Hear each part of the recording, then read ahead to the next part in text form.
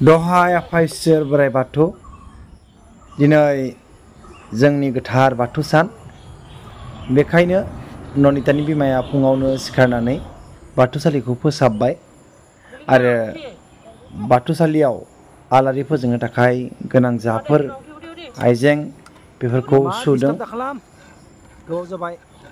ननिता आरो बिमा सानैबो बर' माहारिनि आंगो धोरोम बाथौखौ सिबिनो जोबोद मोजां मोनो। आंबो एसे मदद खालामनोसै।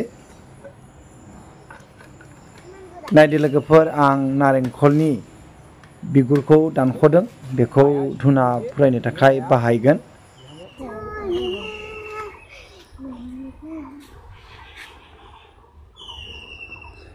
जोंहा बाथौसालियानो हाग्रा गोजा जादों। बेथिंसो जोंहा बे न'नि लामाखौ बानायगोन नालाय बाथौसालिखौ बे मैगं सिङाव लांगोन। बे मैगंखौ बोखारनानै पाक्कानि बनायखागोन बाथौखौ। नाथाय दायो बेबायदिनो सोलिबाय दं। औ बुंलाय दे इसोर खालाम।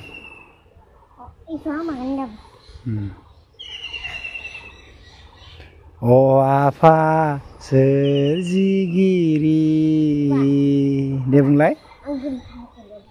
हामा बिदि खालामा। मा नागिरबायदों? एफा समायदों गोमो गाबनि फाख्रा सिख्रा दख'नाजों बिमाखौ। नङा नदिया?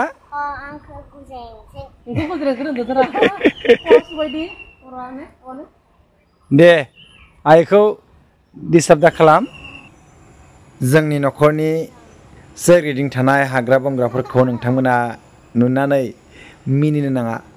मानो होनब्ला जों गथ'जोंनो गासैबो समाव थाबाय थानांगौ। मावनो बांद्राय सम मोना आरो थाखा फैसा होगोनब्लाबो मावग्रा मानसि मोना। जों लाखै लाखै फोसाबनो नाजालांसिगोन। खाथियाव दङब्लाबो सम गैयैनि जाहोनाव जों थांनो हायाखैमोन। नाथाय दिनै नायना फैनोसै जोंनि बर' माहारिनि गुबै धोरोमनि जा जोंनि खैराबारियाव थानाय बाथौसालिखौ। बाथौसालिनि मुङानो जाबाय हिरिम्बा बाथौसालि। जोंहा बाथौसालिखौ नांगौ बादियै समायना खालामना लानो हायाखै। जोंहा बेयाव फैनाया बोसोरनैल' जादों। बायदि बायदि खामानि मावनायावनो जोङो बेखौ फोसाबनो हायाखै। नाथाय जोङो फोसाबसिगोन।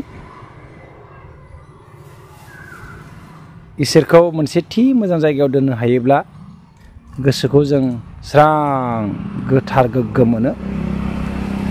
नाथाय जोंहा बायदि बायदि खामानिफोरनि जाहोनाव बेखौ मावनो हायाखै। ननिता बिमाया आनान गसाइखौ जोबोरैनो फोथायो। जोबोद इसोर सिबिसुलि। गोसोआ अरायबो गोथार।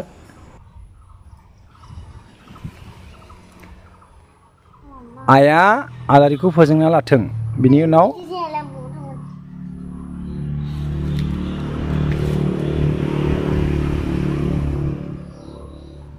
अ आफा सोरजिगिरि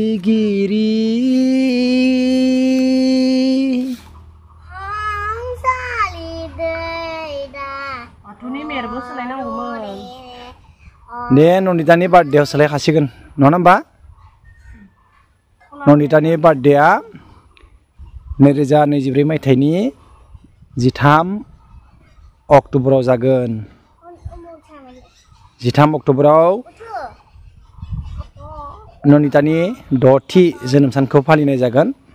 आहाम ओं ह्रिं क्लिं पोच्चे ओं ह्रिं क्लिं पोच्चे ओं ह्रिं क्लिं पोच्चे दहाय आफा इसोर बोराइ बाथौ नुवाथारि आनान गसाइ। बिमा फिसा सानैबो आनान गसाइनि सेराव आखाइ खजबनानै खुलुमदों। बिमा फिसा सानैखौ अरायबो आनान गसाइया मोजाङै मोजां लाखिथों। आंनि फिसाखौ अरायबो इसोरा बायदि रोखोमनि मिथिस'हायै खैफोदनिफ्राय रैखा खालामनानै लाखिथों। बेखौनो जों आफा इसोर बोराइ बाथौनि सेराव आर'ज गाबबाय।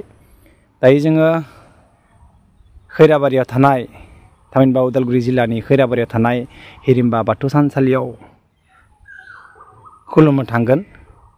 खाथियाव दङब्लाबो जों बायदि जाहोनाव हिरिम्बा बाथौ थानसालिखौ नायनो मोनाखै, गोबां नायनो गोसो दं।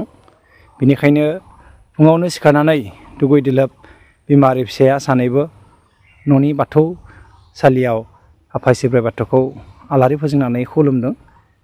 जों दायो दसे उनाव थांसिगोन। थांनानै जाफोर मोजां सावगारिफोरखौ जों खेबखांनो हायो बेखौ नोंथांमोननो दैथायहरनो नाजागोन।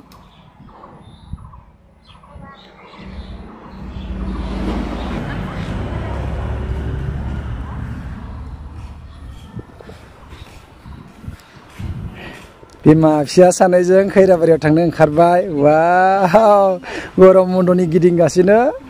आरो गिदिंबावगोनसो हायाखै। ननिता, नोंबो जोबोद मोजां मोनो बेरायनानै।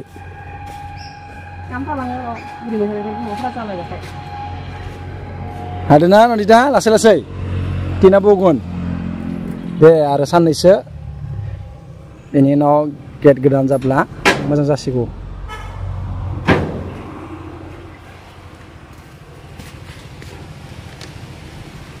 बेफोरखौ दोनना ला, नांगौनो एफाजना ला ननिताखौ। जय बोराइ बाथौ। दायो दिनै गोथार मंगलबार साननि न'नि बाथौसालियाव खुलुमखांनायनि उनाव दायो जोङो उदालगुरि जिल्लानि खैराबारि टाउनाव थानाय हिरिम्बा बाथौ थानसालिखौ नायनो थांनायजों लोगोसे एसे खुलुमनो थांनो नागिरदों। थांनो लुबैब्लाबो थांनो मोनाखै। बिसोर जोबोद थांनो गोसो खालामबाय थादों, नाथाय आं लांनो हायाखैमोन। दायो जोङो थांनोसै। थांनायनि गेजेरजों सहैयोब्ला जाफोर मोजां सावगारिफोर मोनो बेखौ जोङो खेबखांनानै नोंथांमोननिसिम दैथायहरनो नाजागोन। बिदिब्ला लोगोफोर नायबाय थादो। ननिताके परिबार। बिदिब्ला लोगो नोंथांमोन, दिनैनि भिडिअखौ एसेयावनो फोजोबनोसै। नोंथांमोना पार्ट 2 भिडिअनि गेजेरजों खैराबारियाव थानाय हिरिम्बा बाथौ थानसालिनि सावगारिफोरखौ नुनो मोनगोन। बिदिब्ला लोगो नोंथांमोन, दिनै एसेयावनो फोजोबबाय। गोजोन्थों। जय बर' हारिनि जय, आरो जय आफा इसोर बोराइ बाथौ गासैखौबो मोजाङै लाखिथों।